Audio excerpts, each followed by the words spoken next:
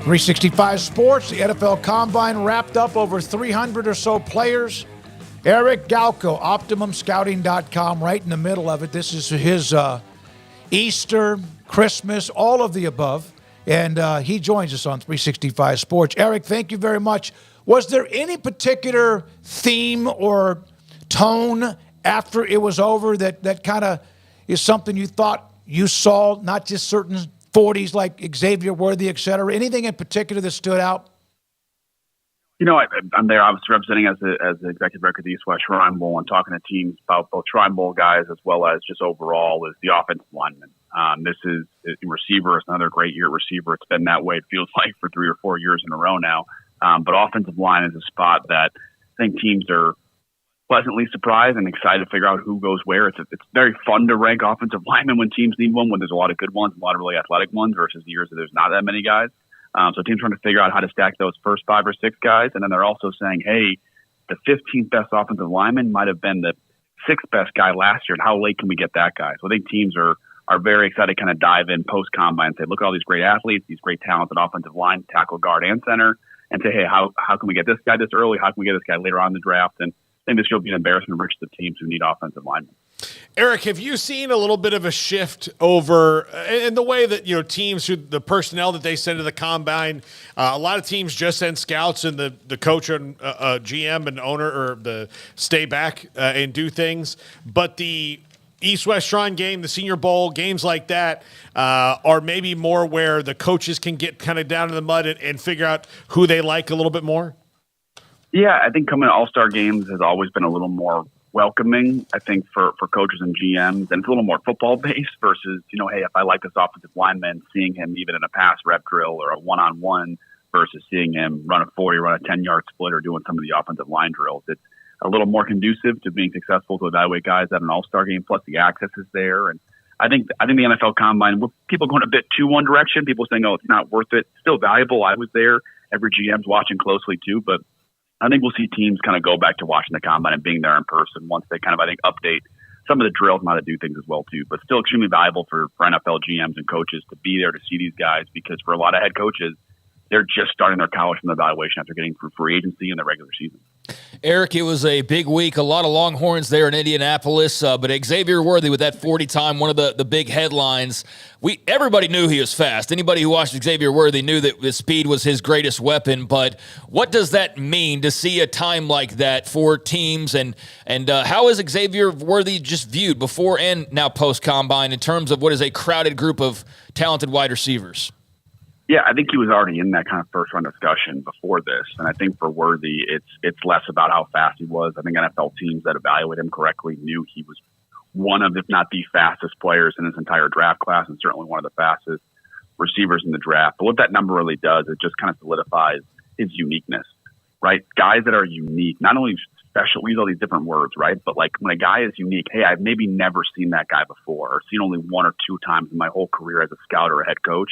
Those guys get drafted early, for better or worse sometimes. Sometimes a unique guy doesn't work out in the NFL. But when a guy is that unique, that rare, it's hard to replicate. And I think a guy like Xavier Worthy, man, he's a dream fit for the Kansas City Chiefs to be the next Tyreek Hill. But I think a lot of NFL teams say, you know what?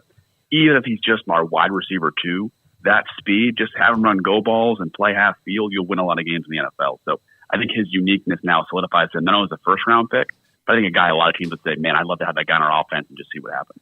So I saw your note about Garrett Greenfield of South Dakota State. Is that right? Yep. What about him? I saw you mention him a couple of different times. There's always the guys that are FCS or others that jump out the page, and obviously South Dakota State's won a couple of national titles, so he's pretty good.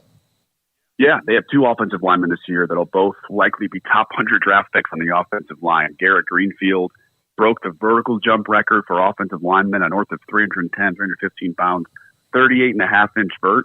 Out-jumped probably half the receivers there, most of the O-line, D-line, linebackers as well, too. And he's got NFL teams are really excited about. Had a great week at the Shrine Bowl as well. And then his teammate, Mason McCormick, per the relative athletic score, he is the 10th most athletic guard of all time in the NFL Combine. So both of those 2 guys were at South Dakota State last year, won multiple national championships, had great weeks at the Shrine Bowl down in Frisco, and I think showing NFL teams how athletic they are, and not just these small school shucks guys. They're really athletically talented to be NFL players tomorrow.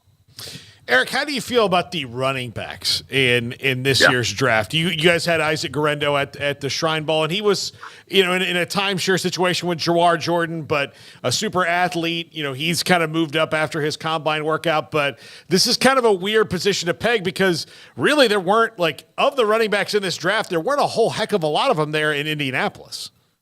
Yeah, I think number one, a guy we had at the Shrine Bowl who wasn't healthy was Jonathan Brooks. And I still think he'll be the first one taken when it's all said and done. He's coming back from injury and may not be healthy till during training camp. But if he didn't get hurt, he might have been in the mix to be a top 10, top 15 pick. He's that talented, different type of player than Bijan Robinson, but a really immensely talented guy. And I think closer to the draft, you'll start hearing reports how he's on track. He'll be good to go for training camp. And when that happens, I think somewhere in the early second round, he's not going to be too far. One of the first round running back this year, but Trey Benson's the other guy. I think a lot of NFL teams are pretty bullish on, and see a guy that could be Zach Charbonnet went mid to late second round. I think it was last year or 2 years ago. And I think NFL teams see Trey Benson, maybe a little more athletic version of him, of a guy that, hey, he'll be able to carry the ball 20, 25 times by some point during his rookie year and be a franchise guy for a while too. So I think those are the two guys in contention for the first running back taken. And it's not the deepest of positions this year, which will be interesting to see how teams say, hey, you know what,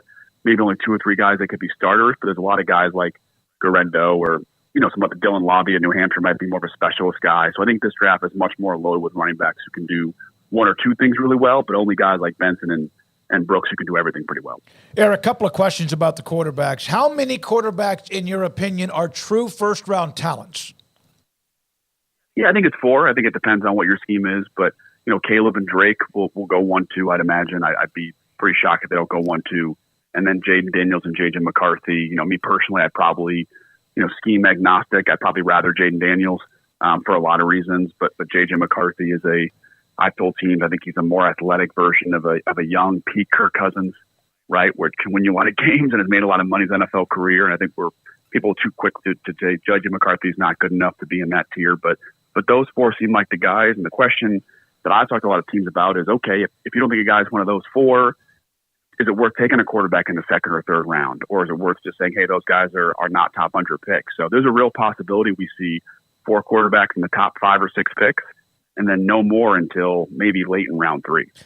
Eric, I was curious your thoughts on the Big 12's move to have a combined combine over a couple of day period. Interesting, certainly is one word for it, but from your point of view as a pro scout and knowing, for example, Baylor this year has one guy really that is a draftable type of a player, so not necessarily are a lot of scouts going to make their way to Waco. So I guess from that standpoint, you get everybody in one area. What are the positives and negatives, or just your overall opinion on that move by the Big 12? Yeah, I love it. I think there's some kind of conflicts of it in the industry, and there's certainly some of the cons are, hey, I can't go on campus and meet with certain coaches. Certainly the college programs, that's one area they'll miss, is not having some GMs and head coaches on their campus to see their facility. So those are some of the obvious, I think, cons. The pros are that, hey, there's going to be some first-round picks there, no matter if your team that year, Baylor or whoever else, has an up year or a down year. And I think every player that's at the Big 12 Pro Day will get the benefit of having likely 32 GMs, right? 32 head coaches, or a lot of those coaches that go to all-star games and combine and pros will be there at that event because you can see so many guys across a 2 or 3 day period. Every year, one of the worst parts for teams, especially scouts and directors of college scouting, is I've got to miss certain pro days because they're going to overlap with others. And if you're a director of college scouting and you can say, hey, I can go see all the Big 12 teams, or I can miss another pro day, I'm always going to go there. So I think people will realize, hey, in the end, we got probably more directors of college scouting and DPPs and general managers to come to the Big 12 Pro Day than any one Big 12 school may have ever had because of scheduling. So I think it's great. I think it's the future. I think more conferences will look to replicate this in the future as well, too. And the Big 12 is ahead of the curve. And, hey, when you have the Star in Frisco, where the Shrine Bowl was played, to be as your event, it's hard to beat that as a location to have NFL teams go to. I would think it would save some mileage on those who fly around the country with all of them in one big melting pot.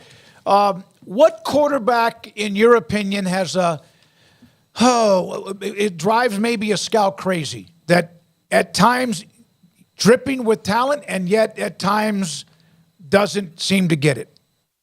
there's some guys on day 2 or day 3 of the draft that I think are really intriguing for teams. But I'll pick one of the guys at the top that I think scouts, and especially as these scouts go back to their meetings with head coaches and GMs, and that's J.J. McCarthy.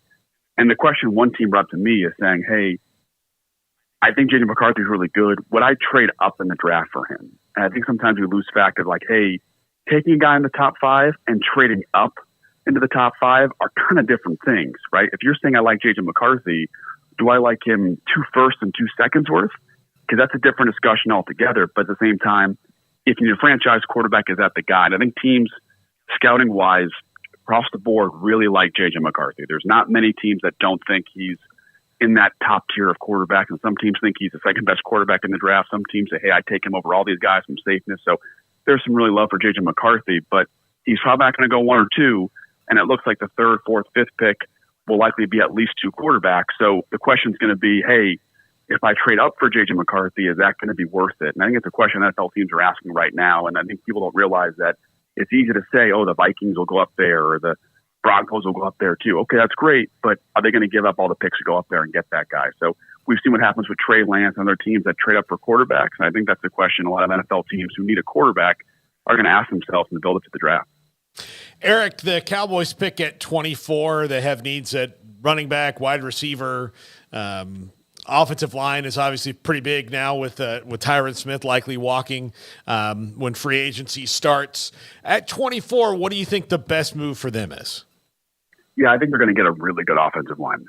And I think that's one of the best things they can probably look for just because they might get the 5th or 6th best offensive tackle at that point, but that player a year ago may have been the best or the 2nd best offensive lineman, right? A guy like Tyler Guyton of Oklahoma or Amarius Mims of Georgia. Again, I think a year ago, those guys might have been top 10, top 12 picks for sure, and they're going to be there at 24 because there's so much talent here. So I think if you're a Cowboys fan saying, hey, who can we get in the first round? Like, you're going to get an offensive tackle that most years might be a top 10 pick. Even if he is 5th or 6th on your board, a guy like Guyton or Mims or a lot of these guys that could end up being there, I think you just sit back, take the best one that falls to you that you believe fits your scheme, and be really, really happy to keep that offensive line of strength for Dallas. Eric, there's a question in the chat room. Somebody wanted me to bring up Quantez Stiggers. Yeah. You know that story because he was at the bowl game. Yep. What about his father passed away? He went kind of in a funk, as you could imagine. He was in a 1-car accident. Can you tell us the story about Quantez Stiggers? Yeah. To make it quick, he was going to college in 2020. Of course, COVID happened, so that college season kind of gets canceled. And as you kind of hinted to, and people can learn more online, wasn't able to play college football in 2021. And his mom signed him up for the fan-controlled football league, an indoor football league in 2022.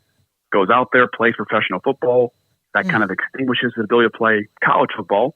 Plays professional football in the Arena League as a tryout situation. Ends up having like 5 interceptions in 7 games. The CFL team, the Toronto Argonauts, say, hey, we'll give this kid a chance in rookie minicamp. Comes in there, goes from the last guy in the roster to CFL Rookie of the Year. And then every NFL team was saying, hey, we have to sign this guy in this kind of CFL window that happens. And the NFL league office stepped in and said, hey, you guys can't sign him. He's never been through an NFL draft.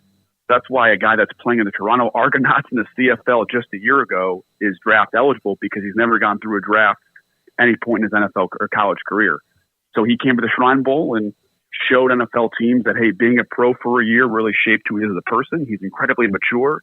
He was probably our most impressive cornerback all week down there, and he's going to go from being a Arena League player 2 years ago to being a 4th, 5th round draft pick in the NFL draft this year. Pretty incredible story. What a great story. Thank you. I'm glad Sir Blah, Blah, Blah asked me to ask you about that story. Eric, as always, thank you very much. So you were at the Combine. You gathered all that information. What's next for you? Obviously, Craig brought up the pro days, and some of them are different this year. What is next? What's your schedule like? Yeah, a lot of pro days coming up. But we'll be working with NFL teams to make sure they know about not only our Shrine Bowl guys, but whoever can help NFL teams this process. I'll be at the Big 12 Pro Day at the Star for 3 or 4 days down there to cheer on our guys and help that process a little bit as well too. And then we're on to draft day in April. So it's easy at the Combine, but things are not done yet until April 25th. Well, we'll see you at the Big 12 Combine. All right. We should be there for sure on Thursday broadcasting, although Friday's Paul and off day or whatever. So hope to see you then.